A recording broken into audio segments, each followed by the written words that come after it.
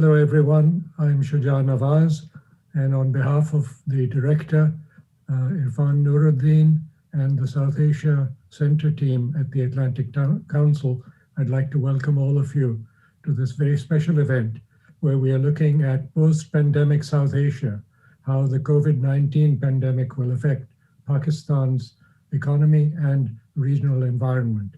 It's a vast topic and a very important topic, and I'm delighted that I'll be joined in this exploration by Adil Najam, Wali Nasser, Huma Bakai, Ambassador Cameron Munter, and Uzair Yunus. And then in absentia, we have a question also that came from Dr. Rabia Akhtar from Lahore.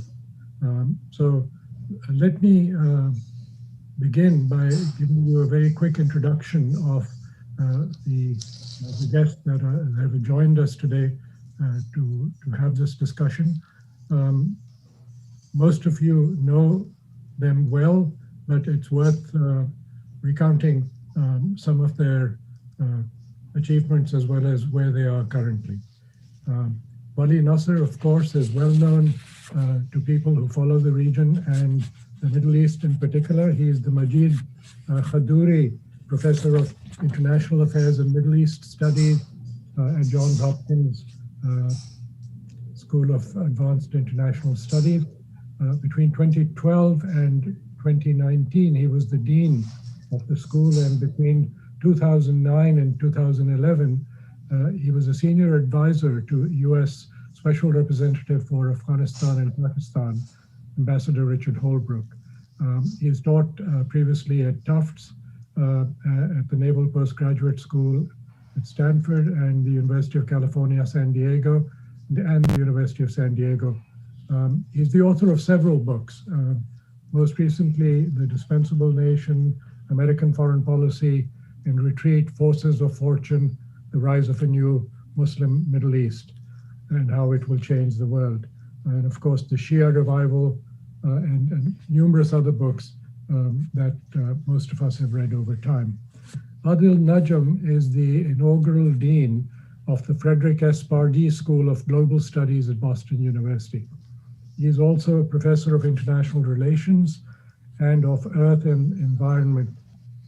Earlier, he was the vice chancellor of the Lahore University of Management Sciences in Lahore, Pakistan, and as the director of the Boston University Pardee Center for the Study of the Longer Range Future.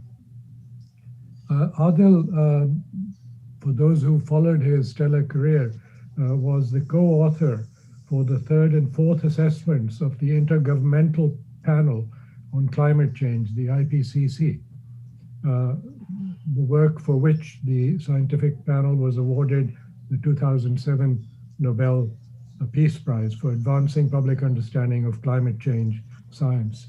So he brings great credentials to the discussion.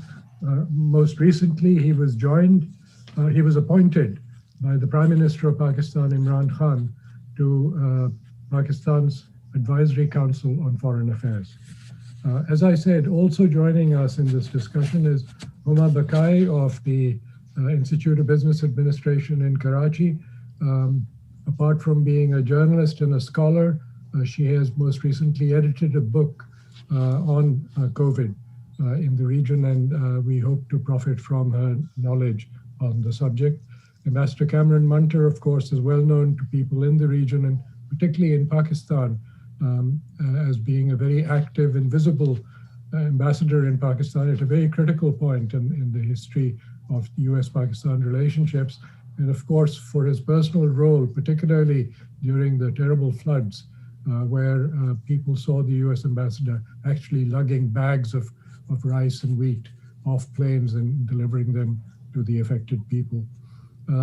Uzair Yunus, who is a non-resident senior fellow and host of the podcast Pakistanomy, has also promised to join us, and I hope to bring him into the discussion. And Rabia Akhtar, who is director for the Center for Security, Strategy and Policy Research at the University of Lahore, is traveling, so couldn't participate herself, but she has sent us a very important question, which I will launch into the discussion at an appropriate time.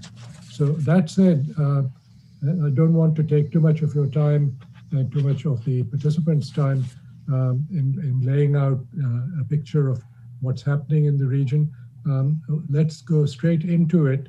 And let me ask first if Adil Najam could talk to us about his recent venture in which he approached a whole slew of something like 99 key thinkers and opinion leaders around the world to talk to them about what COVID means. And I must say that Ali Nasser was one of the key individuals that he spoke to. So over to you, Adil, for your presentation. Thank you. Thank you very much, Shoaib. Thank you very much. It's wonderful to be with you. It's wonderful to be with friends and colleagues who know a lot more about this than I do. So I look forward to the conversation. The project that you so kindly mentioned here at Boston University at the Pardee Center for the Longer Range Future, when the pandemic started, we thought, okay, there is going to be a day after the pandemic. And maybe that's the day we should look at. So we started off asking friends and colleagues, some really bright people, what they thought the world after COVID might look like. Now, as this progressed, it sort of grew into this large thing. As you said, we spoke to 99 people on 101 topics, ranging from the Prime Minister of Italy to Nobel winners to scholars like Wali and others to entrepreneurs, to business, on everything. The question was only one, though. The question was, in your field, what do you think a world after Corona might look like? So without going into the details of that, one of the most important things that I learned from all these very bright people is that this idea that we will go back to a pre-Corona world is just not going to happen. It really never happens. History never goes back. And that a lot of things that were happening already at a certain pace get accelerated, get multiplied when these crises come. And particularly in the realm of politics, as we think about Pakistan, now this series didn't look at specific countries, it looked at regions and the world as a whole. But the lesson I would highlight, if I were to take only one from the many, many things that came out of it, it is that the turbulence in the global politics that was already brewing well before Corona, and that has gotten multiplied and solidified through this prolonged crisis now, is going to be shaping the political environment, not just the political environment for Pakistan, but the political reality in many ways, especially in international affairs. So to give a sense, rather than speak myself, if you allow me to show you just this very short, literally 2-minute clip of at least some of the things that we heard, it will give you a sense of where I think the political environment in which Pakistan, as well as others, will find themselves. I've never seen a period in which the degree of uncertainty as to what the world will look like politically is greater than it is today. What COVID-19 has done is to confirm the long-term trend of the return of Asia. Human society and history tends to pick up on 3 or 4 different topics that affect us all. One is disease. It's part of our global history. One is on climate. One is natural resources, and one is on demographics. So right now, China sits in the middle of all of those kinds of questions. COVID-19 really revealed, I think, a number of uncomfortable truths about the United States and China and their relationship. Underlying fundamental structural lucidity and rivalry, in which a rapidly rising China is seriously threatening to displace the U.S. Security.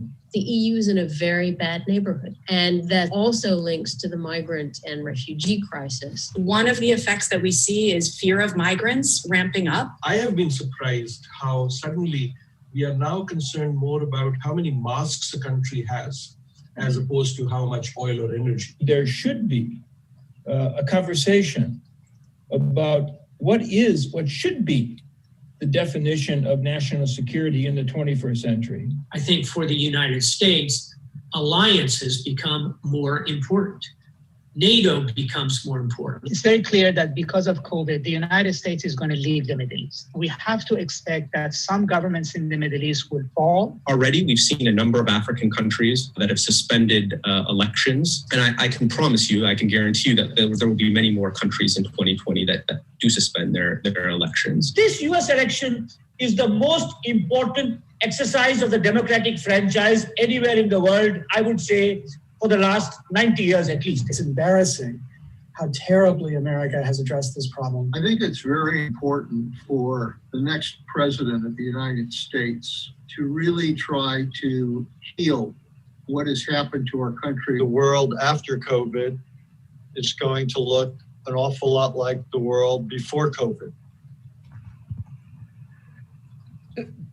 So thank you for bearing with that. I know that it was headlines packed, but the reason I showed that My guest today is Professor Lawrence Lessig. The reason I showed that little clip rather than another one is because I think it highlights this turbulent political environment in which we now actually find a lot of those things that people, these wonderful experts are talking about, we see happening. And that's the environment that Pakistan and the South Asia region finds itself. Let me end with this because I want to hear from my colleagues on the politics side. I'll come to society, I hope, and economy later in the conversation. But on the politics side, the surprise, I think, is that internal Pakistan politics, I do not think is or will be affected by COVID, which is a surprise. In some ways, the way COVID, for example, became at least one of the issues in election in the US, etc.,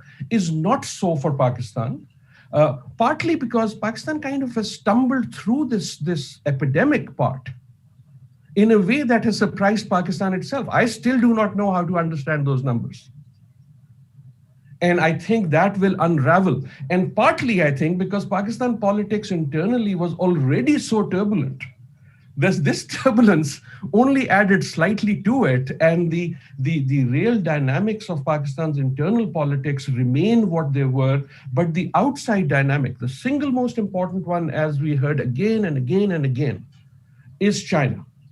That in some ways, that China-US rivalry that was already not only there, but was already evident, has bubbled to a place where it's not going to sort of bubble down, and that's quite clear. And Pakistan is going to find itself in the midst of that, having been pushed probably by both sides, US and China, in directions that it might not want to go to. So that, I think, is the type of political environment that Pakistan finds itself. If you allow me one sentence, I won't go into it right now because I hope we'll come to it.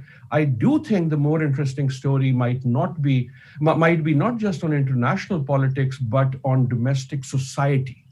What happens to young people in particular, or what is happening to young people because of this amazing experience of being jolted, and what is happening to the economy. Thank you, Adil. I think that's a good point, particularly for South Asia, because it has still a relatively young population. And that imposes a tremendous challenge on governments that are trying to add new jobs to the economy. But the COVID experience has shown that they're in fact now losing jobs at such a massive rate, particularly in India and also in Pakistan, that it will be a huge challenge for them to come out of this deep hole that they found themselves in. Let me now turn to Wali Nasr. Wali, you are a deep thinker. You look across the landscape and you look at the Middle East in particular. So from that wider lens, if we could have you talk about the turbulence in the Middle East, and I would like to see what your thoughts are on possible changes in the relationship between Iran and the United States, which will affect Iran's role in the region, and then focus more narrowly on what might be the challenges for Pakistan with the changes occurring around it. Thank you very much, Shuja, and it's wonderful to be on this panel and with many friends and colleagues. I thought that Adil set the scene very, very well. And I think what he said at the end is very important to note, namely the impact on the Middle East and as I said about Pakistan and just the broader region, is not so much humanitarian. In other words, it's not the number of people that have contracted the virus or the number of people who have died that has been really the driving force in terms of how do we think about the politics in the future. Even in a country like Iran, where it was one of the earliest epicenters of the virus, the impact of the virus itself in politics was not what was expected.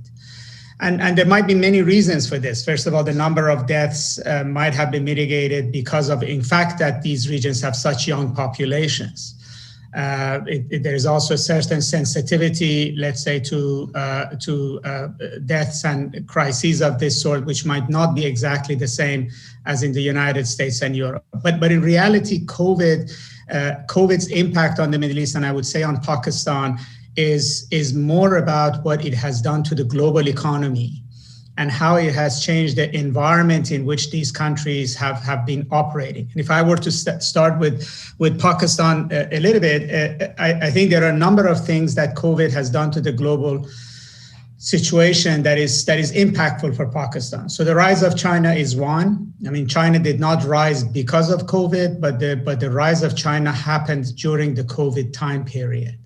And Adel is absolutely right that we're heading into a decade where at least the United States thinks it's going to be pivotal in its relationship with China. And Pakistan is a frontline country, and it's a country in which China has put a big bet and has been very engaged, and that is important. Secondly, COVID has made it clear that the United States is leaving the Middle East and South Asia. That terrorism after 9/11 is no longer capturing American imagination in the outsized way that it did. That Americans are either worried about COVID, the economy, or worried about Donald Trump, or the threats, the existential threats to the United States are now virus and internal American politics. Muslims are not, and South Asians and the people operating on the frontier of Afghanistan, Pakistan simply do not move American politics the way they did for 2 decades. So that means that the United States is looking to leave the region. In fact, it passed the Rubicon of not talking to terrorists during President Trump's time, of talking to the Taliban. There is an American Taliban deal. And, President Trump even invited them to Camp David, which even symbolically meant that, we're somewhere else. I think one way or the other, the United States is leaving Afghanistan. Everybody in the Middle East, particularly America's allies, Saudi Arabia, UAE, Israel, are convinced that the United States is going to leave the Middle East for no other reason than the economic impact and political impact of COVID in America. It's almost like the economic impact of World War I on England. The British Empire simply could not operate as if World War I hadn't happened. And then, so that is going to change the parameters in which the Pakistan military operated, just to add to what Adel said, is that it's possible that we're going to see a slow burning fuse, that the impact of this shift in the geostrategy of the region will impact Pakistan a little bit further down the road. And then the other issue is that the economic impact of COVID has accelerated the attitudes that the Saudi crown prince brought to Saudi Arabia, namely cutting off support for religion, turning westwards, turning towards Israel, abandoning a sort of a pan-Islamic foreign policy that was bedrock of Saudi Arabia's regional engagement, and essentially, to some extent, cutting Pakistan adrift. There's no longer viewing Pakistan as a must-have regional ally. Saudis withdrew loans to Pakistan, have very clearly been pushing Pakistan away. Whatever the reason, the result is the same, and it happened during the COVID time period. And to this, you can add that the economic retrenchment in the Gulf has also focused Saudi Arabia and UAE much more on their relationship with India. And that's where they're looking. And also their retrenchment means that more and more Pakistani expatriate workers will have to leave the Gulf and go back to Pakistan, and that can have economic pressure of its own. So some of the fundamental moorings of Pakistan's regional policy. Saudi Arabia, China, the United States have all shifted.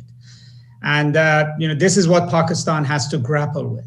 Now, to say the Middle East is going to add additional opportunities and problems for Pakistan. I mean, opportunity is that the Chinese are moving into the Middle East in a big way. And Pakistan is a frontier state. The Chinese are negotiating a strategic partnership with Iran. They're also thinking about a strategic partnership with Turkey. They are expanding their trade into the Persian Gulf, and that would give Pakistan a very different role. The Chinese are looking to connect Gwadar to a much broader Central Asian, Iranian, Eurasian network as a way of also going around India. And this escalation of tensions between India and China is likely to also play out in the Middle East.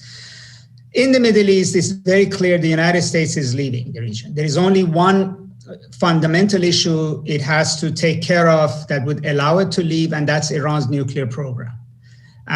Both sides are poised to restore the nuclear deal, but nobody wants to take the first step, and there's a gulf of distrust between Iran and the United States. But getting Iran to adhere to the deal that it has already signed and in which it's still a participant is the easiest way to check Iran's nuclear program, prevent it from starting to enrich massively and perhaps even get to a breakout stage that would bring back the Middle East to the edge of war. And so I would say that there's more likely than not that the nuclear deal will be restored. The United States will look to end the war in Yemen. It's recalibrating its relationship with Saudi Arabia and UAE. It will look to end the war in Libya, in Syria down the road. And all of these put together would allow the United States to wash its hands of the Middle East, take its aircraft carriers and park them in Taiwan Straits rather than at the Straits of Hormuz. But the region is going to be fraught with conflict. You now have three axes: Israel, Saudi Arabia, UAE on the one side, Turkey and Iran on the other side, that are fighting for influence and turf, and the Middle East is likely to still be in a period of tumult. Now, these are choices Pakistan will have, that what direction does it look to? I mean, if there's no Afghanistan, it doesn't have relations with India, its relations with the Gulf are fraying. Exactly where does Pakistan see itself? Which direction is it going to go? And I think that's an internal debate that the country will have to have. But what I see coming after this is not clear. I mean, I disagree with the last sentence in the very nice presentation that Adel had, that the world after COVID will be like the world before COVID. If we just mean that it's going to be unpredictable and chaotic, that's true of politics. But I think the shape of these regions have fundamentally changed, and the shape of the U.S. engagement in the region has fundamentally changed. Let me pick up on that, Wali, and come back to you before I go on to Huma Bakai. And that is, in your own conversation with Adil, you raised the prospect of the falling of some of the dominoes in the Middle East. So this would probably be the completion of the Arab Spring changes that occurred and that then went into decline. The question that comes to mind is this: the United States, and particularly during the COVID crisis, has been seen as not being able to shape global events and changes. It is now reacting in many ways. Also, it was President Obama who launched a pivot away from the Middle East to the Indo-Pacific, and it's not taken place fully as yet. They were forced to stay within the Middle East, and people at the Pentagon would say to me that this is really not happening on the ground, because a lot depends on what India will do and what other countries within the region will do, and not a lot happened. It's been all talk. So the question is, to what extent do you see trouble brewing if indeed, as you predicted in your comment, under different scenarios, some of the ruling houses in the Middle East fall, if there are revolutions in the Middle East? Wouldn't that bring the world's attention back to the Middle East as a combustible area? In my conversation with others, we focused a lot on what might be the economic impact of COVID. The global economy has not yet picked up. And even if it picks up, it does not mean that it is going to percolate down. We always focus on the most poor or those who are most under pressure, but sometimes the most vulnerable political regimes is where the population has experienced certain degree of comfort and is much more sensitive to shifts and pressures than, let's say, a country like Iran or Pakistan is, which have learned how to suffer, let's put it that way. But the Saudis, UAE, there are populations in the region that are not used to a reduced level of comfort. I think the region, and as well as many countries in Africa, are vulnerable to prolonged periods of economic hardship, which COVID may very well keep us in. Even if Europe and the United States begin to pick up. But President Obama already laid down a rule when he refused to get engaged in Syria, namely that, yes, things in the Middle East can happen. And yes, we can, if there is terrorism, if there is a beheading of another journalist, etc., we can act. But we're not going to be present in this region with large number of troops. And we're not going to be dedicating enormous amount of diplomatic resources and enormous amount of money to a region that we don't think is strategically important. So I think the rule of thumb number one is that you want to end where you're spending a lot of money and not getting anything for it, which is Afghanistan, potentially other areas of conflict. Secondly, you don't want to start new unending wars. So no war with Iran, which means you restore the JCPOA and reduce tensions with them. And then you find ways to troubleshoot things as they happen. But also, I think that for the first time, I think in decades, the domestic political pressure on American politicians to be aggressive on the Middle East has subsided. And I think that's why everybody in the region thinks that there is no domestic push within the American public that would keep, that the politicians in America are not going to get brownie points on election for getting engaged in the Middle East. Thank you, Vali. And let me move on now to Huma Bakai. Huma, could you talk to us about what you found as you were putting together this recent volume, and how does that impact the discussion that we're having today?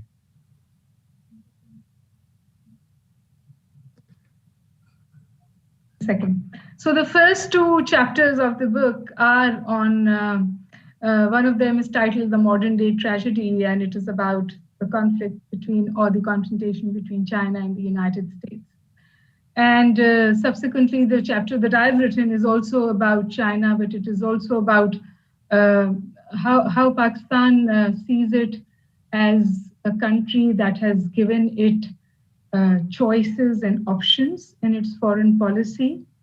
And we've moved on from stringent constraints and compulsions. So Vali is absolutely right when he says that we feel abandoned by Riyadh. But at the same time, the economic part of it, or the bailout that was given by Riyadh and then taken back, the substitute came from China. China gave us the money to get that. And that dependence of Pakistan on China is only increasing. But perhaps what I want to comment on is interesting, because you need to understand that pandemic or no pandemic, Pakistan remains very defensive real estate. So we ask the world for charity, for vaccine, and it is given to us. And during the same period of time, we continue to fire our missiles. So we tested Gauri and other missiles. So that is the reality of how Pakistan functions as a state. In all honesty, yes, the numbers have been low, and economically it has impacted us, but our economy wasn't really doing too well to begin with. And Pakistan is a resilient country. We've learned to live with these kind of economic constraints. The philanthropy network or alternative setups just bail the citizens out of the situation. And it never sort of boils into a revolt which will bring down the government. The poor in Pakistan never bring the government down. There are other factors. Pakistan remains a very, very India-centric state, but the change that we've heard, and we had already started hearing it before the pandemic, was that Pakistan needs to be now a geo-economic state rather than a geopolitical state. And with that, I think that change came with Pakistan becoming a frontline state for China in an economic initiative. And also where perhaps for the first time, Pakistan came out categorically and stated when Soleimani's elimination happened and there was talk of another attack on Iran, and if Pakistan should provide its land for that, Pakistan actually for the first time came out and categorically said that we can act as a bridge state and we can act in improving relations between states, but we will not lend our land for more conflicts. And I think this particular space that Pakistan has, or was able to say that, is because of China. We feel that there is a transformation of relationship between Pakistan and Riyadh. But at the same time, we also look at an eastward-looking Iran. And the buzzword for Pakistan's foreign policy is balance. We want to balance our relationship with the United States and Beijing, and balance our relationship between Riyadh and Tehran. And as much as everybody else would like us to, or see South Asia unfolding into what I call camp politics, Pakistan is in convergence with China and realizes that it is a long strategic convergence because of how the relationship is shaping up between Washington and New Delhi. Don't forget, Pakistan will not stop looking at all its foreign relations other than from the Indian lens.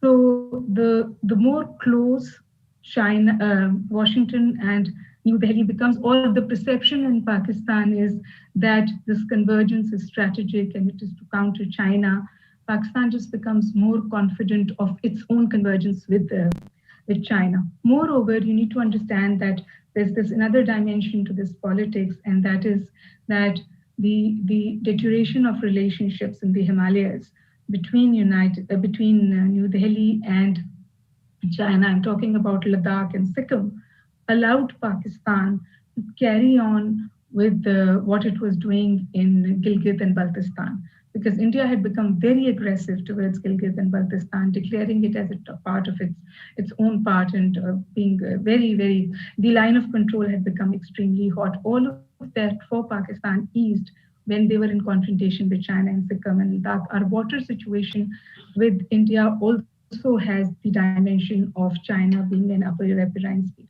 And one last thing that I perhaps want to add here is that, and I don't tire of saying this, that somehow the use of public diplomacy by the United States to knock Pakistan doesn't sit well.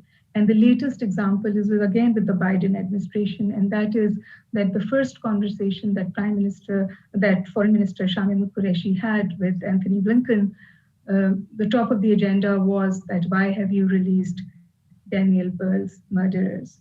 And Pakistan should review that, or maybe hand the guy over to the United States. I am 200% sure if this was done in a more subtle fashion, Pakistan would be able to comply. But when it is done in public domain and announcements from the White House comes that this is what Pakistan should do and this is what Pakistan is not doing, it makes it extremely difficult for Pakistan to actually comply the United States. The desire to be on the right side of the United States in Pakistan, both at the governmental level, at the bureaucratic level, at the military level, is palpable and tangible. And I think the relationship should be realigned in a fashion where Pakistan is given the space to accommodate its relationship with the United States. Right now, it seems that Pakistan is actually being pushed into what we call the Chinese camp. I'm just going to end here. Some of you may be aware that Pakistan is holding the naval exercises called Aman 2021. They've started today. And what the official statements that are constantly coming out from Pakistan's Navy and the military is that this is the new face of Pakistan's foreign policy. We want to be a bridge state We don't want to be a part of any camps. We are bringing militaries from the West and the East together. And this is perhaps first time that Russia is also doing this. But at the same time, there is this convergence that is happening with Iran. There's this convergence which is happening with Turkey. Pakistan has to accommodate the eastward looking Iran. So if accommodation for Iran happens, it becomes easier for Pakistan not to be a part of this toxic camp politics that is unfolding in South Asia. And it is. And I would like to also just probably say just one more time that Pakistan would actually like to be cultivated in a fashion, or I don't even want to use the word cultivated, where its sensitivities and sensibilities are accommodated in a fashion where it does not get pushed further into the Chinese camp. It wants to bring balance to its foreign policy, and the fact that our relationship with the United States continues to be contingent to something we can do. It's terrorism, it's Afghanistan, it's looking at a nuclear program, it's what you're doing with Daniel Pearl's murderers. It's just contingent to what Pakistan does, and it's not with Pakistan. Perhaps I'll end there. Thank you.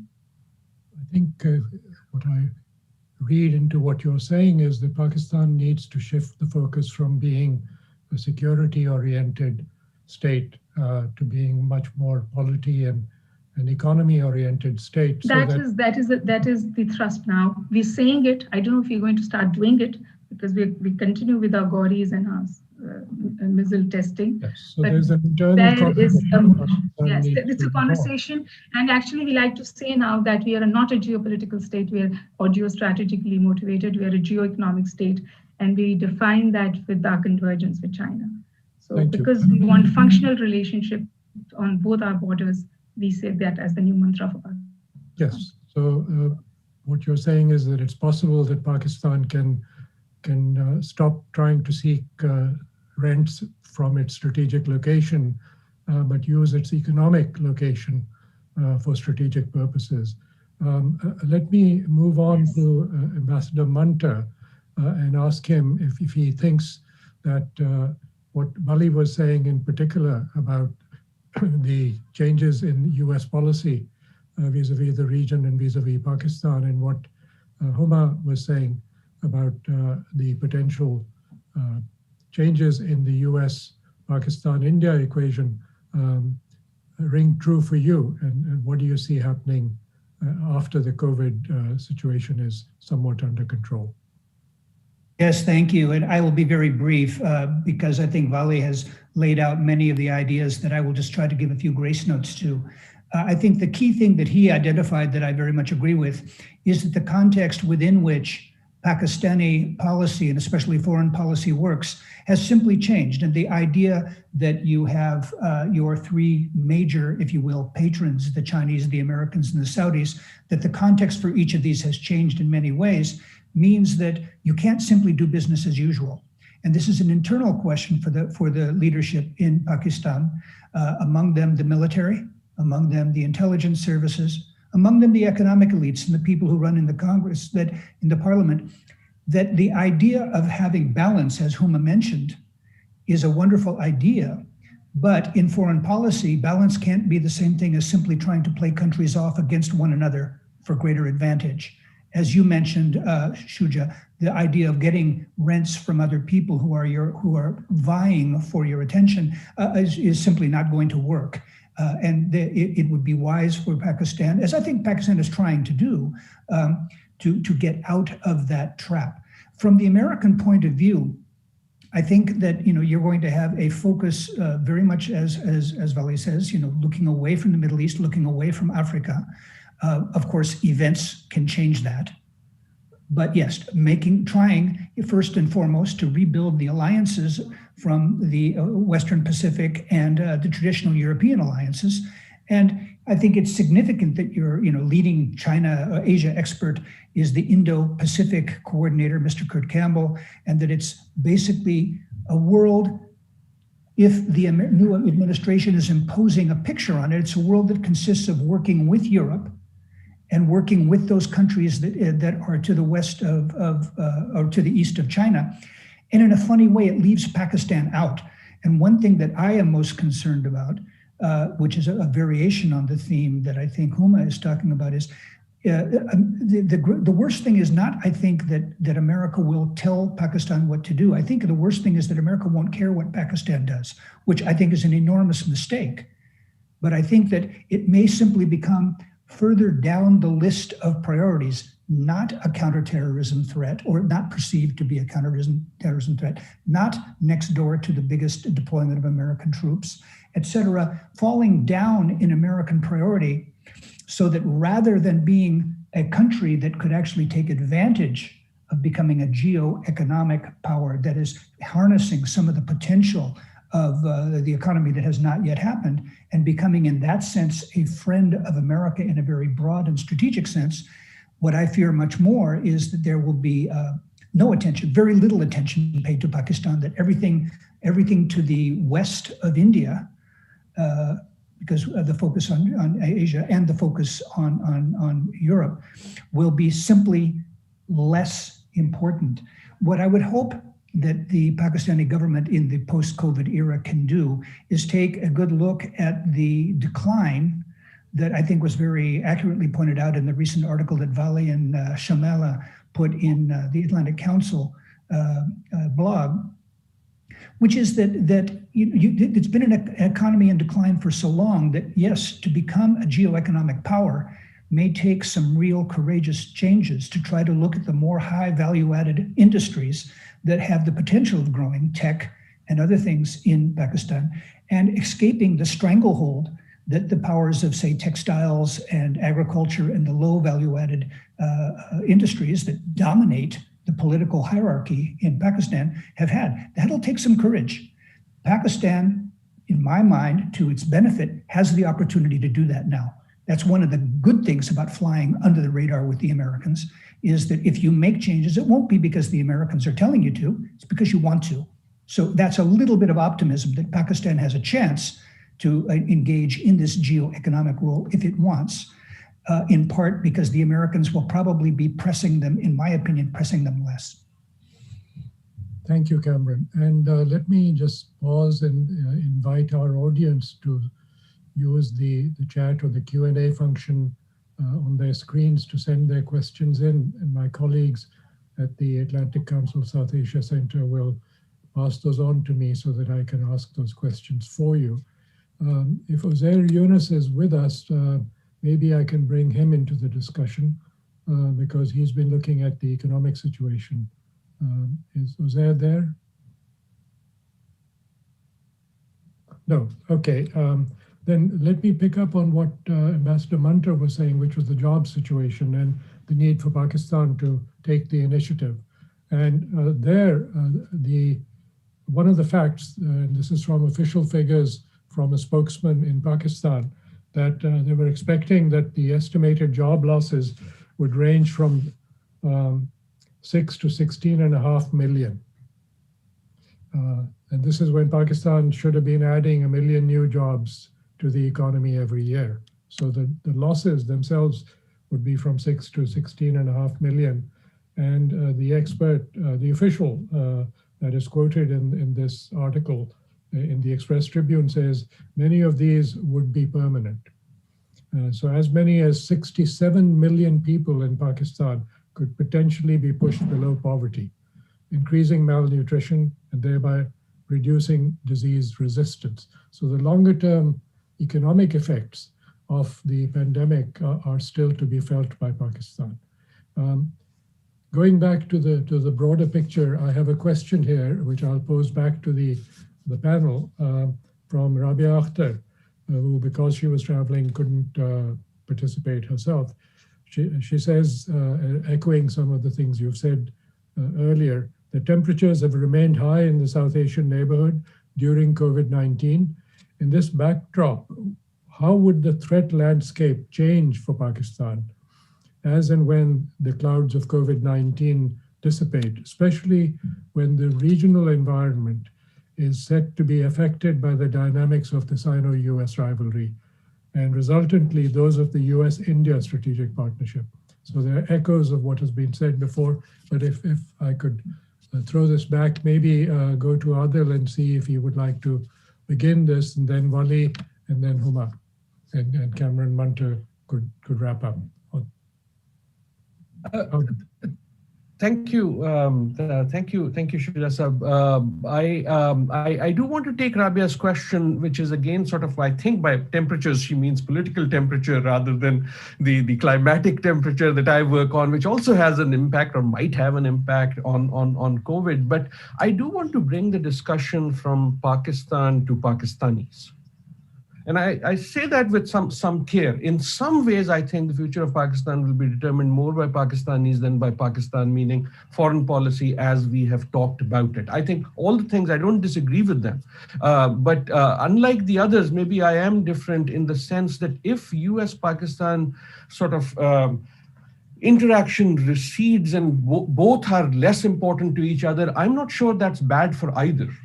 You know, in the musical Fiddler on the Roof, there is a beautiful line where, you know, this guy asks the rabbi, "Rabbi, is there a prayer for the Tsar?" And the rabbi says, "Of course, my son. May God bless the Tsar and keep him far away from us."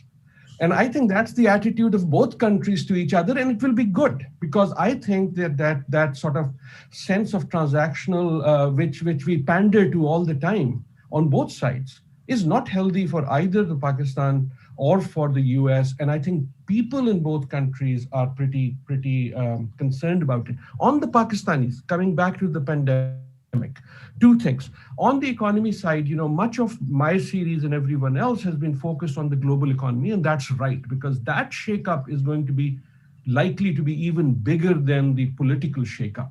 The thing about Pakistan is that Pakistan has found itself somewhat insulated to that, partly because its economy was not as globally connected as, for example, even the Middle East with oil.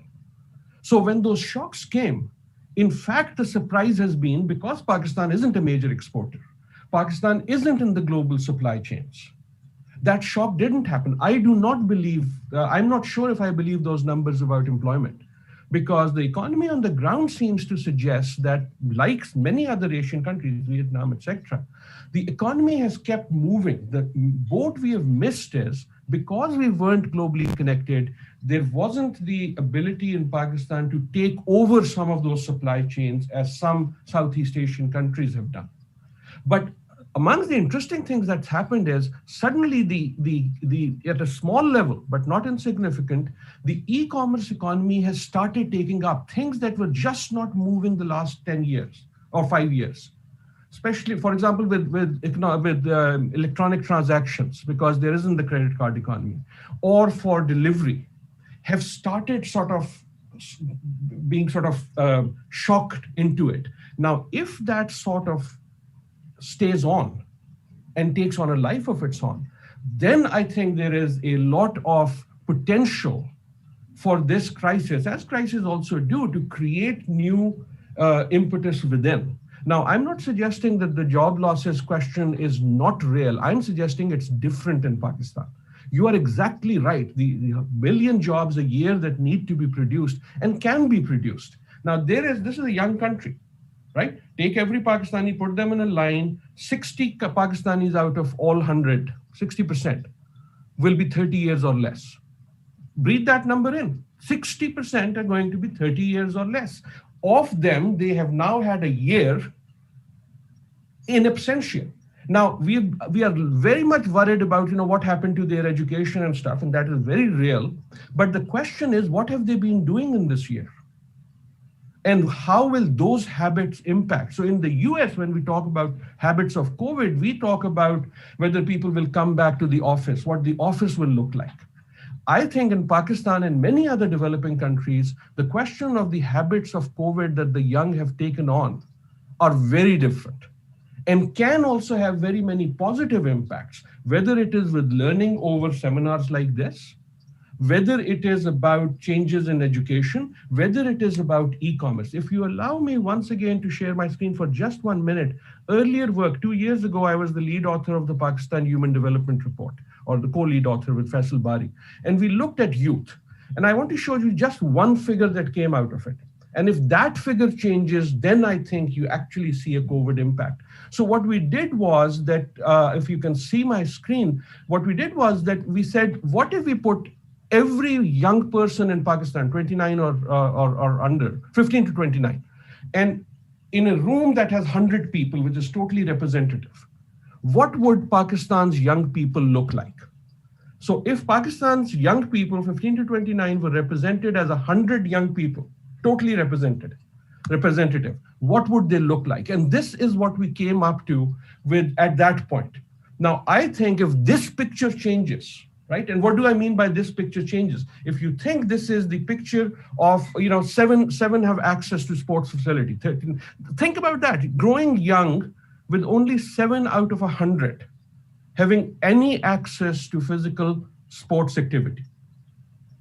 That's sort of what growing up young in Pakistan means. Look, I don't have time here to go through all of it, but look at the education numbers on the side if you see on the screen. Look at on your left the numbers about people feeling safe, but most importantly, if I can take only one, those who think right up on the top here was one of the questions that we had as we did this was, do young people think their life will be better than their parents? Right? Very American question that we asked. 67 out of 100. Young Pakistanis would say yes. But what we argued was they weren't saying that their life is going to be better or not. They weren't making a prediction. They were making a demand.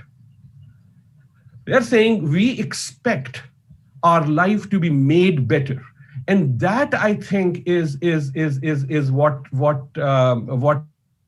this the young person question is. That question I think Pakistan cannot afford to ignore. So my point here is simply that much more than even foreign relations, certainly much more than politics, political leaders, how the pandemic influences the life of the young people of Pakistan will leverage not just the economy, but even the politics, because these young people are now already driving Pakistan's politics. You can see it on the front page of every newspaper with the protests and stuff, just like they're doing in other Asian countries. It's a youth-driven economy. It's a youth-driven politics. I'm not saying that's good or bad. I'm just saying that's what it is. And the habits of the pandemic. Adil, if you don't mind, we don't want to run out of time. You raise a very important issue. The question is, if this is what needs to be done, who is going to do it? And I think a good question that emerged in our discussion was that it shouldn't simply be left up to government. Government can bring environment, it is civil society, it's the business community, it's Pakistanis, as you yourself put it, that will be responsible. So briefly, if I could get feedback on this from Wali and Cameron and Huma, I'd appreciate it. Wali. Thank you. I think Adil raises a very important question, and that was the germ of the argument, the discussion we had about why so many countries in the Middle East and South Asia are vulnerable to COVID. But if I were to tie this to what also Cameron and Huma were saying, I mean, Cameron's point is already there. I mean, Pakistan is going down the priority list. During the campaign, the Biden administration didn't even release a Pakistan policy. It hasn't yet released the Pakistan policy. For the kinds of things that we think about Pakistan in the past, Afghanistan or terrorism, et cetera, those are lower priorities. And so we are in a vacuum, which, as Adil and Huma said, may be a good thing. But for the first time, this vacuum has to be filled by Pakistan, because America is not really thinking about Pakistan. So if geopolitics is going to be replaced by geoeconomics, this is the time that the tail has to wag the dog, as the Americans say. In other words, it's up to Pakistan to sort of define what its relationship with America would be. And geoeconomics is very good. And I think here what Cameron was saying connects with what Adil was saying. Pakistan needs to invest in its economy in a serious way. That means roads, electrical grids, things that would actually attract businesses to come in. It has to actually invest in creating a space where Pakistan's private sector, American, European, and other private sectors can actually engage. It has to deregulate, it has to change its laws, it has to create the right environment. Otherwise, geoeconomics it would be, as Homa said, would just end up being worse. And I also think this idea of being a bridge and a balance has a contradiction in it. Pakistan cannot rise above camp politics if its relationship with India remains the same. It will be forced into camps.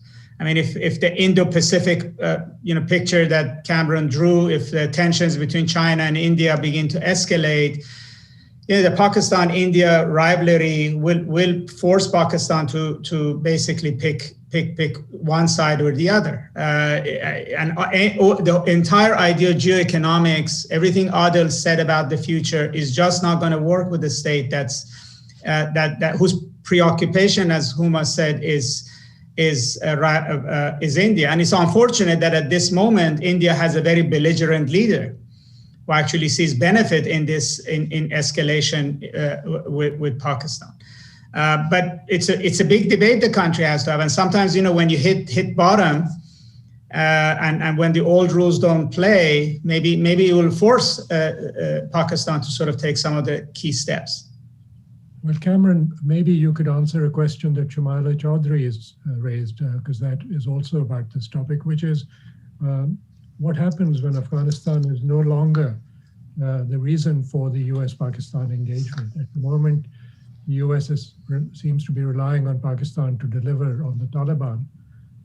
What if that fails, or the Afghanistan situation ends with a precipitate US withdrawal? What happens then?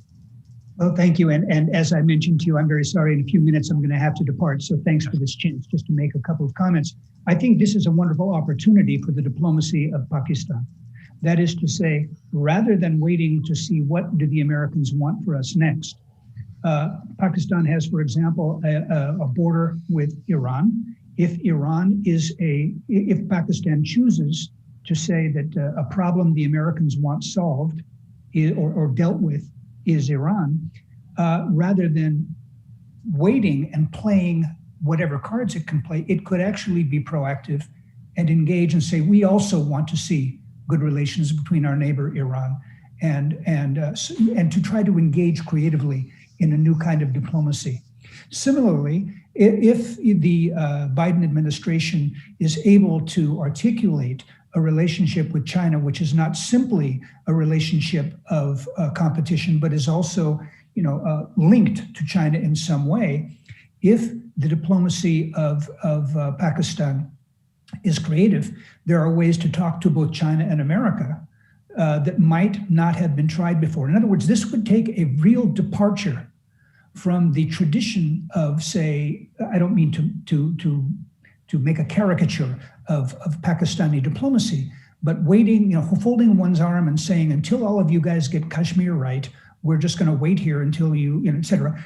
Moving beyond that and trying to be proactive in new ways, not only politically, but also economically, would be an opportunity in the post-AFPAC era to have Pakistan to portray itself as part of the solution rather than part of the problem.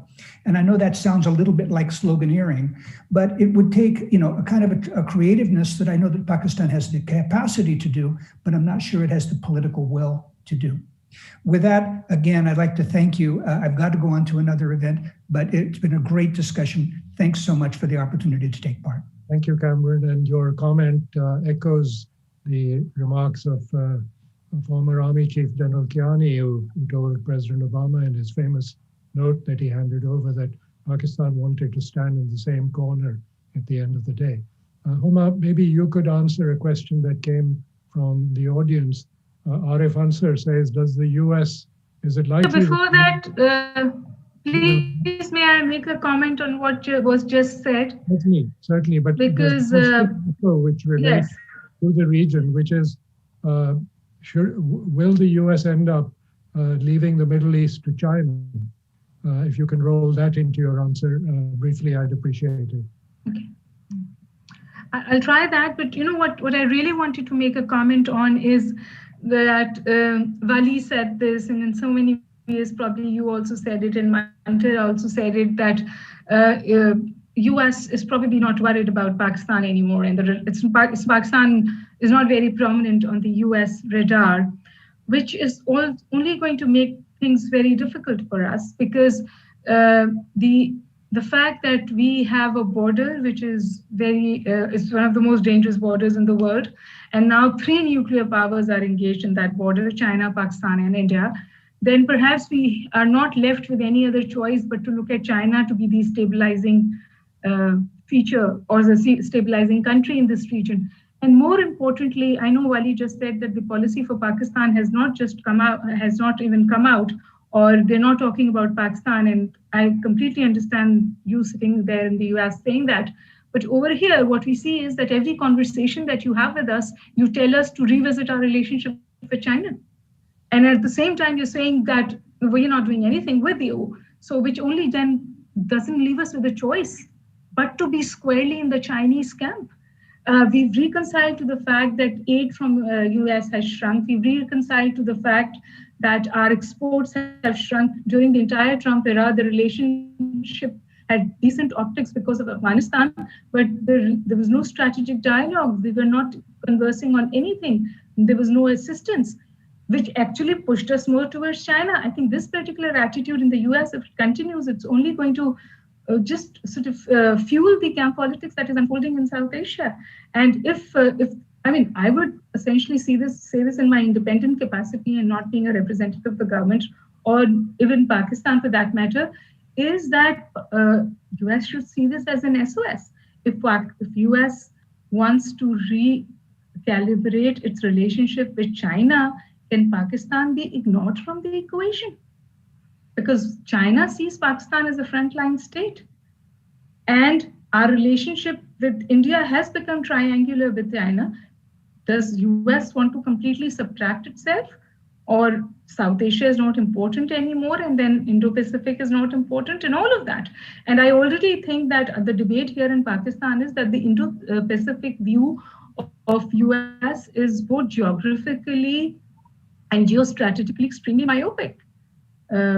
You leave half the land, half the oceans to China to exploit. So I think these are factors that need to be looked into. Whether you said, will we leave Middle East to China? I don't think so. I think if we, as we understand the vibes here, we see Biden administration coming on strong on China in a more subtle fashion than perhaps Trump did. We don't really see a change of policy here. Thank you, Huma. And I think you're probably right. First of all, in that the solutions probably lie inside Pakistan more than relying on the US to get involved and solve Pakistan's problems. I completely agree with that. But you need to understand that Pakistan is a country which has relied shaping the nation that Pakistan lives in. The other thing, of course, is the Chinese may not want to take over the Middle East. They have a say in the matter too. As the discussion has shown, this is a vast topic that probably demands that we keep returning to it or aspects of it. And I promise that we will.